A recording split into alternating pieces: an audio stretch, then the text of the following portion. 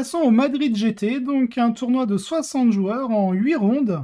C'est suffisamment de rondes, hein, pas mal. On nous informe quand même qu'il y a eu un cut sur le top 8, d'où les 8 rondes. Je pense que ça s'est joué en 5 rondes, et derrière, avec le cut du top 8, on rajoute 3 rondes. Au niveau du showdown, nous sommes sur la mission conversion. Donc nous allons regarder la liste TO, puis ensuite Adeptar Sororitas. Donc Coldo Gonzalez avec sa liste TO. Donc on est sur un bataillon en QG, nous avons un cadre Fireblade avec le trait exemplaire of the Coyon. En fonction de la philosophie tactique que vous allez utiliser, soit vous allez pouvoir redéployer une seule unité dans le cas où vous avez choisi la tactique Monka. Et si vous avez choisi la tactique Coyon, alors vous pourrez redéployer jusqu'à 3 unités. Il y a la Pure Tide Engram Neurochip, qui est une relique qui permet au porteur, du moment qu'il est sur le champ de bataille, à chaque fois que vous dépensez des points de commandement pour un stratagème TO, Battle Tactique ou Epic Deed Stratagème, de lancer un D6, et sur un 3+, vous récupérez un point de commandement. Ensuite, nous avons un commandeur Enforcer,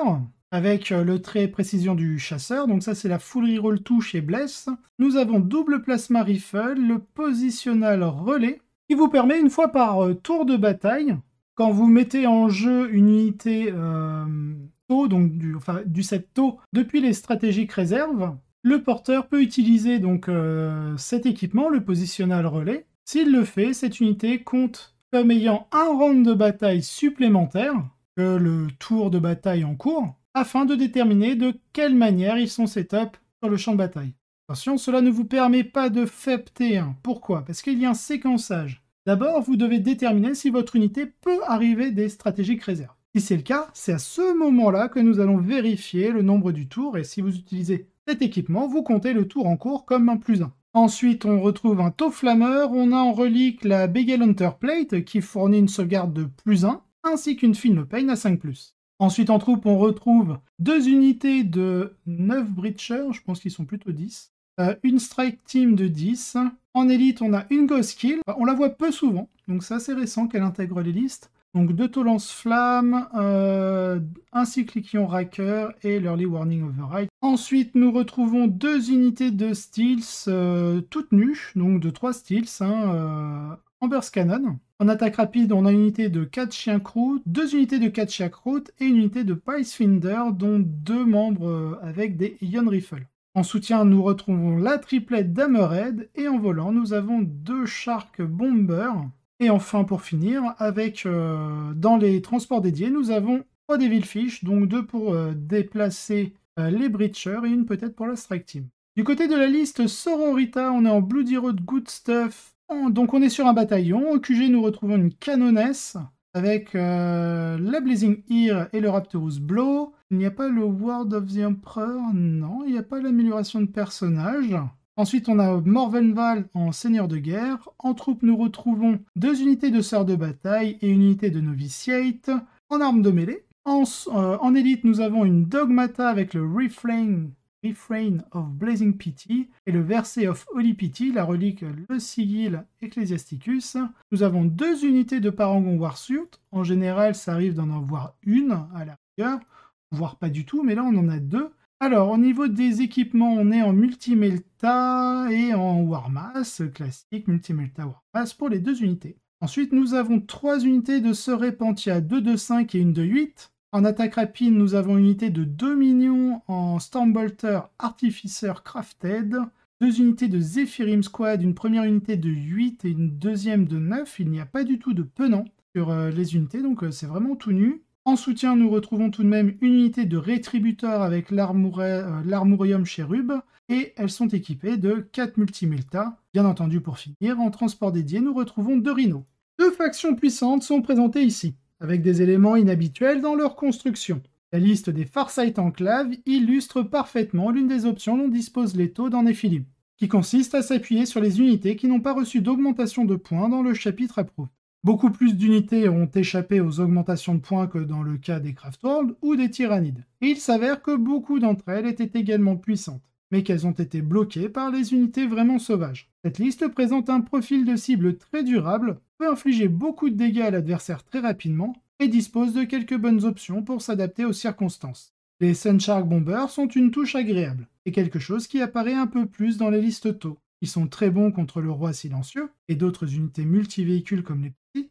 Dans une liste avec Exemplar of the Coyon, si vous passez en premier, ils peuvent voler directement au-dessus de lui et sortir du plateau, bombardant ces deux menhirs en moyenne. Et à ce moment-là, lorsqu'ils réapparaissent autour d'eux, de nombreuses listes expansionnistes éternelles ne seront jamais capables de les éliminer, ce qui leur permet de faire des dégâts spectaculaires pendant le reste de la partie. Si vous passez en deuxième position, vous pouvez simplement les mettre en réserve stratégique. Bien sûr, vous devrez attendre avant qu'ils ne commencent à faire des dégâts, mais vous ne les perdez pas non plus. De l'autre côté, les parangons sont le point fort évidemment, et deux unités de ces derniers contre les Sunshark Bombers ont le moyen de prendre ce jeu assez swingant.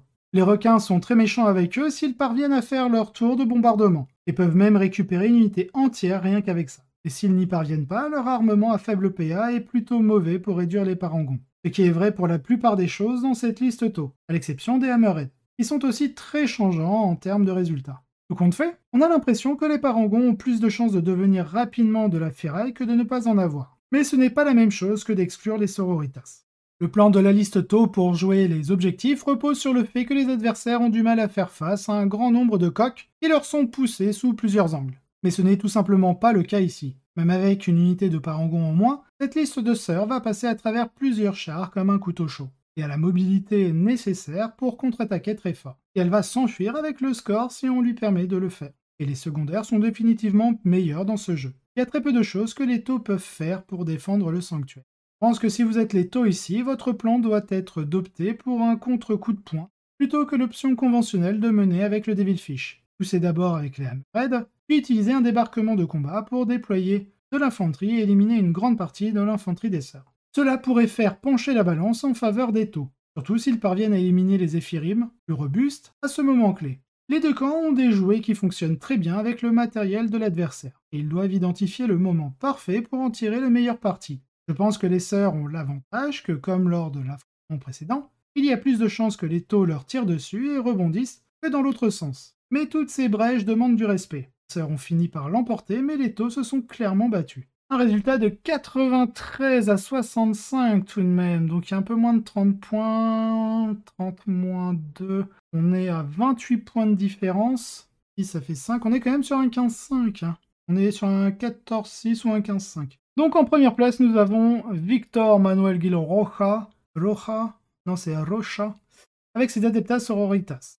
Les combinaisons de guerre Paragon sont définitivement à haut risque et à haute récompense. Et ici, le résultat était clairement la récompense. Elles rendent la liste particulièrement craquante au corps à corps et sont pratiques contre une grande partie de la mêlée dégâts 2 dans le metagame.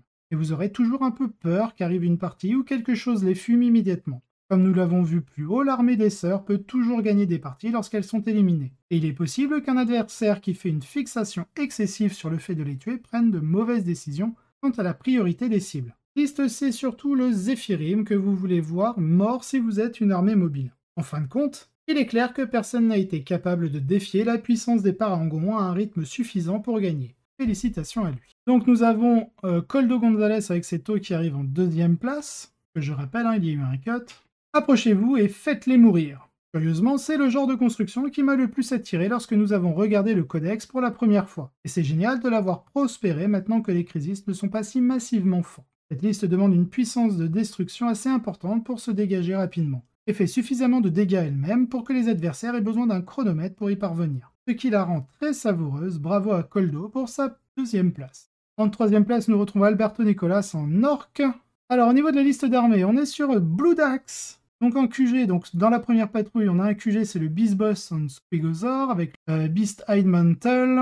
En troupe, on a deux unités de D-Beast Naga, une unité de Boys en Truck Boys.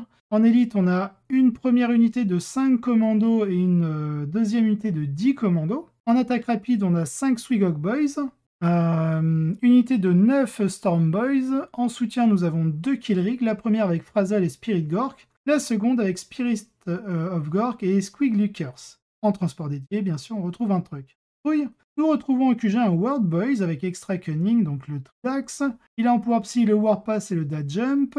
Et il a le Morgog Ficking Cap, donc aussi en Blue Dax. En troupe, on retrouve une nouvelle fois 10 Boys avec l'amélioration Truck Boys et 2 unités de 10 Gretchen. En élite, on a une unité de Burna Boys 5 Burna Boys. On retrouve again une troisième unité de commando, cette fois-ci de 10 commandos. En attaque rapide, on a une unité de 6 Squigog Boys, une autre unité cette fois-ci de 9 Storm Boys, et en transport dédié un truck. Toutes sortes de choses inhabituelles ont été montrées dans le metagame espagnol. Avec cette liste qui ressemble un peu au Goth Pressure, mais qui utilise des Blue Dax pour échanger la puissance meurtrière brute contre la ruse. L'événement s'est déroulé avec un excellent terrain d'après les cartes que j'ai vues. Et cela signifie qu'il y a beaucoup d'opportunités pour les 3 unités de commando ici présentes de se cacher dans un endroit ennuyeux, puis d'utiliser Surprise pour ruiner absolument la journée de tout ce qui vient les chasser. Les Blue Dax permettent également à la liste de disposer de beaucoup de points commandement pour des stratagèmes de ce type, et sont également très utiles pour Snack à Grapple et Monsters Hunters.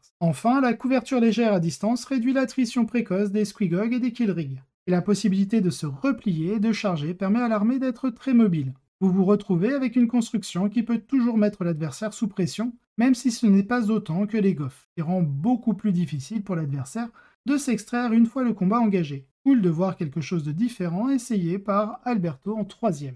En 4e place, nous retrouvons un Renegade Knight avec le joueur Eduardo Munoz Delano. Donc la liste, nous retrouvons en Super Heavy Detachment, donc un premier chevalier abominant, personnage Traitorous Lance, l'Heretic Popcore, en Vextrix, en Endivide, il a Blessing of the Dark Master, Vortex Terror et le Wind of the War. Ensuite, il a un second Knight en Desecrator avec l'Aura of Terror, Tyrannical Court, Corrupted Heirloom, donc en Vextrix, le Diamonas, et en Endivide, le Mark of the Dread Knight. Ensuite, il a une première unité de 2 Wardog exécutionneurs, dont l'un avec la marque de Tsinch et le Mirror Fate, une seconde unité de Wardog Huntsman, et la dernière unité de Wardog Huntsman avec un personnage en Tyrannical Court, avec la faveur du Dark Mechanicum, The Storm Malevolent, Tsinch Pyrothrone. Ensuite, il a un autre super auxiliaire avec une unité de 1 carnivore, avec le Helm of Dog en corne et Blood Shield. Pas d'abandon? Pas de problème. Cette liste combine la puissance de feu épouvantable des chiens de guerre Vextrix en aura de relance. Ici, les chasseurs qui offrent une certaine flexibilité au niveau de la mêlée. Avec la boule de démolition presque impossible à tuer d'un abominant complètement amélioré, les adversaires vont subir de sérieux dégâts en s'approchant de cette armée, et peuvent se retrouver dans un état où ils ne peuvent tout simplement pas supporter la pression, en force diabolique du chaos de les écraser. C'est une bonne semaine pour les Chevaliers du Chaos et cette construction semble très puissante. Félicitations à Eduardo pour sa 4e place. Pour le reste du BS, nous avons 5e place Louis Teroxer avec ses Thousand Suns et son culte de la duplicité, avec une double unité de Scarab Occulte et un Contemptor's Volkit boosté avec l'Aurore et Glegen. En 6e place, on a Gonzalo Raven et César Lequin en Twilight Saidas, donc c'est le 2e Twilight qu'on voit. En 7e place, on a Alejandro Tortosa en Craftworld avec Ultra Good Stuff, des petites unités de guerriers SP, des Windriders en catapulte et un bloc d'armes d'artillerie en des canons. En 8e place, on voit Juan José Rojo Ferrer, c'est mon accent espagnol, en Léviathan Good Stuff avec un couple de harpies, une mixture de monstres et qui inclut le vieux borgne.